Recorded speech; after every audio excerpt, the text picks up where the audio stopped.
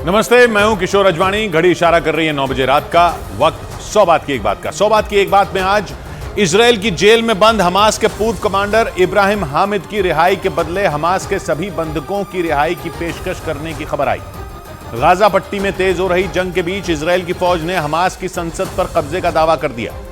पहली बार पाकिस्तान ने आतंकी संगठन टीटीपी के हमलों के पीछे तालिबान का हाथ बताया, जिसके बाद तालिबान और पाकिस्तान के बीच तनाव बढ़ने के संकेत मिले। और तीसरे विश्व युद्ध की अटकलों के बीच कुछ ही घंटों के बाद अमेरिका के राष्ट्रपति बाइडेन और चीन के राष्ट्रपति शी जिनपिंग की अमेरिका के सैन फ्रांसिस्को में मुलाकात होगी, जिस पर पूरी दुनिया की नजरें टिकी हैं। बड़ी खबर आई बंधकों के बदले हमास की एक खतरनाक शर्त से जुड़ी।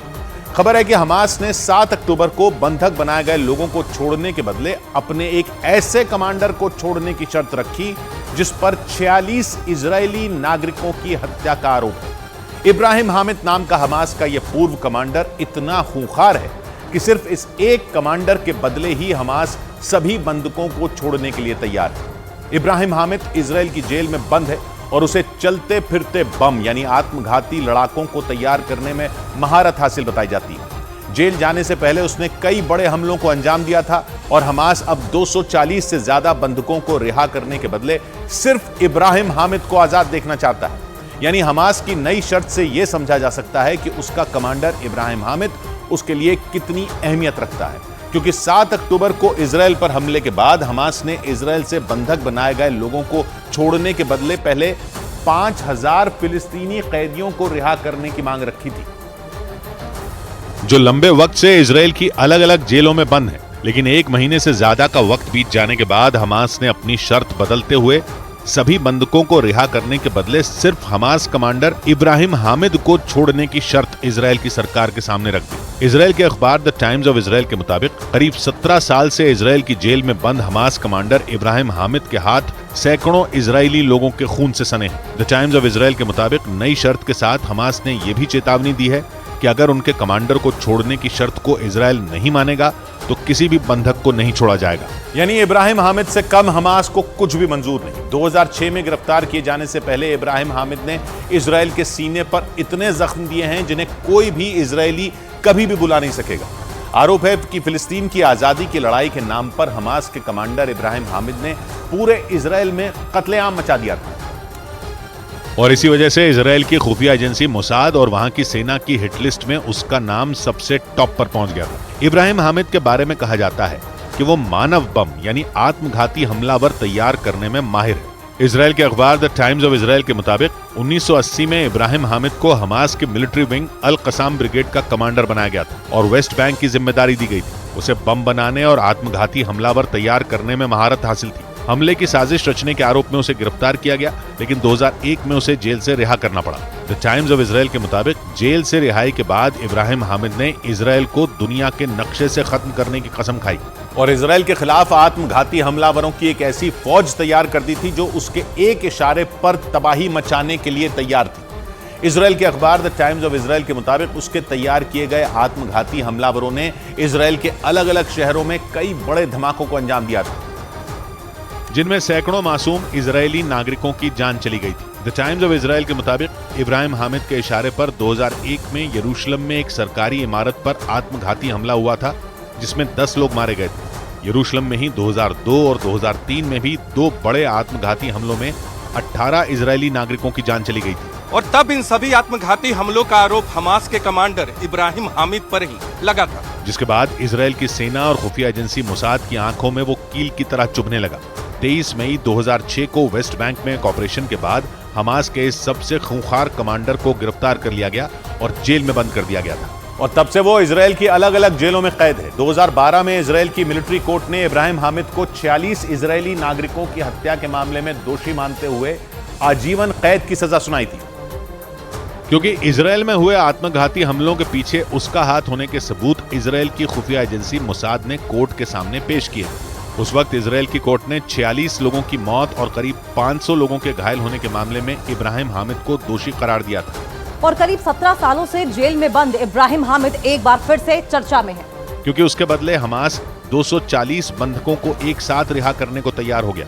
इजराइल के मीडिया ने तो इब्राहिम हामिद को हमास कमांडर और 7 अक्टूबर के हमले के मास्टरमाइंड मोहम्मद दईफ और यहिया सिनवार से भी खूंखार बताया। न्यूज एजेंसी रॉयटर्स के मुताबिक इजराइल को इस बात का डर है कि जेल से रिहा होने के बाद इब्राहिम हामिद फिर से इजराइल के खिलाफ बड़ी साजिश रच सकता है, क्योंकि इब्राहिम हामिद हमास का वो कमांडर है जिसने जेल में रहते हुए भी इजराइल की सरकार की नाक में दम कर दिया था। आरोप है कि इसी साल मई महीने में इजराइल की जेलों में भड़की हिंसा के दौरान जेल के अंदर उसने फिलिस्तीन के कैदियों की अगुवाई भी की थी और जेल प्रशासन और इजराइल की सरकार के खिलाफ आवाज बुलंद की थी। इजराइल की जेल में ज्यादती का आरोप लगाते हुए फिलिस्तीन के नेता खादर अदनान ने 87 दिनों की भूख हड़ताल के बाद जेल में ही दम तोड़ दिया था, जिसके बाद इजराइल की जेलों में बंद हजारों फिलिस्तीनी कैदियों ने हंगामा कर दिया था और इजराइल की कई जेलों में हिंसक झड़पें हुई थी। उस वक्त भी गाजा से इजराइल की तरफ रॉकेट दागे गए थे। हमास कमांडर इब्राहिम हामिद पर जेल के अंदर फिलिस्तीन के कैदियों को भड़काने का आरोप लगा था, जबकि इब्राहिम हामिद और फिलिस्तीन की सरकार ने आरोप लगाया था कि इजराइल की खुफिया एजेंसी मोसाद के इशारे पर खादर अदनान की जेल में हत्या कर दी गई थी और इसीलिए इजराइल हमास की शर्त को अनदेखा करके दिन रात बुलाकर बंधकों की तलाश में जुटा है। इजराइल के अखबार द टाइम्स ऑफ इजराइल के मुताबिक नेतन्याहू ने साफ कर दिया है कि इजरायली सेना और खुफिया एजेंसी मोसाद हमास के आगे घुटने नहीं टेकने वाली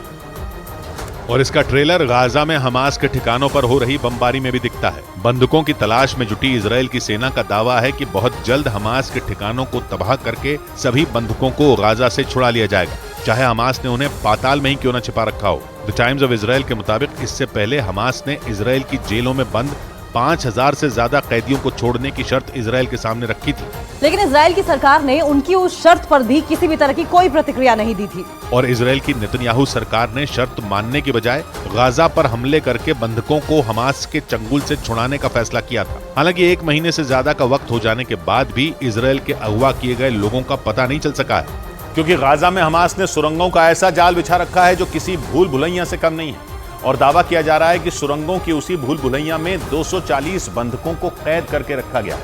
अमेरिकी न्यूज चैनल CNN के मुताबिक हमास लंबे वक्त से इजराइल के आम लोगों को बंधक बनाकर अपने साथियों को छुड़ाने का प्लान बना रहा था और इसे अंजाम देने के लिए उसके लड़ाकों ने 7 अक्टूबर को इजराइल में कोहराम मचा दिया था। 240 से ज्यादा लोगों को बंधक बनाकर अपने साथ गाजा लेकर गए थे, जिसके बाद इजराइल की सेना उनकी तलाश में जुट गई। CNN के मुताबिक आम लोगों को बंधक बनाकर इजराइल को ब्लैकमेल करने का आइडिया इजराइल को उसके सबसे बड़े मददगार ईरान से मिला था, क्योंकि CNN के मुताबिक ईरान लंबे वक्त से ऐसे ही बंधकों के बदले अपनी शर्त मनवाता रहा है। 1979 में तेहरान में अमेरिकी दूतावास पर हमला बोलकर 52 अमेरिकी अधिकारियों और कर्मचारियों को बंधक बनाया गया था और 444 दिनों तक कैद में रखने के बाद ईरान ने अमेरिका से $800 करोड़ यानी भारतीय रुपयों में करीब 65,000 करोड़ लेकर उन्हें रिहा किया था। और कुछ उसी तरह अब हमास भी इजराइल के सामने बंधकों के बदले अपने कमांडर को छोड़ने की शर्त रख रहा है और इसी बीच इजराइल की खुफिया एजेंसी मोसाद के एक दावे ने पूरे इजराइल को हिलाकर रख दिया। ऐसा इसलिए क्योंकि मोसाद ने दावा किया कि हमास नेता यहिया सिनवार का भाई मोहम्मद सिनवार जिंदा है और वो बीते 9 साल से गाजा में बनी सुरंगों में छिपा हुआ है। मोसाद ने तो यहां तक दावा किया कि 7 अक्टूबर को इजराइल पर हुए सबसे बड़े हमले में भी मोहम्मद सिनवार ने अहम भूमिका निभाई और हमास के लड़ाकों को इजराइल में घुसने, हमला करने और लोगों को बंधक बनाने की ट्रेनिंग खुद मोहम्मद सिनवार नहीं दी थी, जबकि 9 साल पहले 2014 में इजराइल की सेना ने एक ऑपरेशन में उसे मार गिराने का दावा किया था। उस वक्त खून से लथपथ मोहम्मद सिनवार की बिस्तर पर लेटे हुए एक तस्वीर भी सामने आई थी और दावा किया गया था कि इजरायली सेना की स्ट्राइक में वो बुरी तरह घायल हो गया, जिससे उसकी मौत हो गई, जिसके बाद बीते 9 साल से मोहम्मद सिनवार को कहीं देखा नहीं गया था। लेकिन अब खुद इजराइल की खुफिया एजेंसी ने दावा किया कि यहिया सिनवार के बाद हमास का दूसरा सबसे खूंखार और बड़ा चेहरा मोहम्मद सिनवार जिंदा है और गाजा के पाताल लोक में छिपा है, जिसकी तलाश में इजराइल की सेना के साथ मोसाद के एजेंट दिन रात जुटे हुए हैं, क्योंकि इजराइल के खिलाफ अपने भाई यहिया सिनवार के साथ मिलकर उसने ऐसी साजिश को अंजाम दिया था जिससे पूरी दुनिया दहल गई थी। यानी जिस मोहम्मद सिनवार को इजराइल ने 9 साल तक मरा हुआ माना था, उसी ने पूरी प्लानिंग के साथ इजराइल पर इतिहास के सबसे बड़े हमले को अंजाम दिया। इजराइल के मीडिया के मुताबिक यहिया सिनवार का भाई मोहम्मद सिनवार हमास के कमांडर मोहम्मद दईफ का बेहद करीबी है। मोहम्मद सिनवार 1991 में हमास के मिलिट्री विंग अल कसाम ब्रिगेड में शामिल हुआ था। आतंकी घटनाओं में शामिल होने के आरोप में उसे फिलिस्तीन में गिरफ्तार किया गया था, लेकिन 3 साल सजा काटने के बाद वो जेल तोड़कर भाग निकला था। और इसराइल की मीडिया के मुताबिक 90 के दशक में मोहम्मद दईफ के साथ मिलकर उसने इसराइल में कई बड़े आत्मघाती हमलों को अंजाम दिया था, जिसमें सैकड़ों इजरायली नागरिक मारे गए थे।